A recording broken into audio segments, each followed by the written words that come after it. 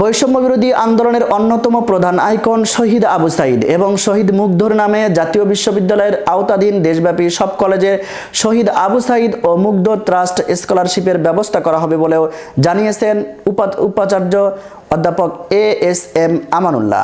তিনি বলেন, তাদের নামে বিশ্ববিদ্যালয়ে স্থায়ী স্মৃতিফলক স্থাপন করা হবে। শুক্রবার 15 নভেম্বর রংপুরের পীরগঞ্জে জাফরপাড়া গ্রামে শহীদ আবু সাঈদের কবর জিয়ারত এবং তার পরিবারের সঙ্গে দেখা করে এসব কথা বলেন উপাচার্য।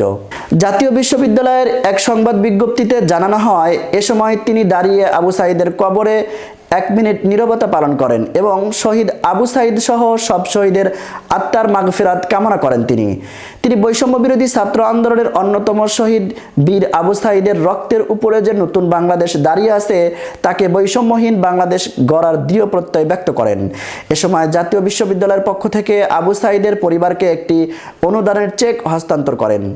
উপাচার্য বলেন, দেশের সব কলেজ এবং শিক্ষা প্রতিষ্ঠানে বৈষম্য বিরোধী আন্দোলনের নিহত শহীদদের নাম, কলেজের ভেতরে অবস্থিত বিভিন্ন স্থাপনার নামকরণের উদ্যোগ জাতীয় বিশ্ববিদ্যালয় প্রশাসন গ্রহণ করবে, যাতে আমাদের আগামীর বাংলাদেশ প্রজন্ম থেকে প্রজন্ম এই জাতীয় বীরদের আত্মত্যাগকে স্মরণ করতে পারে।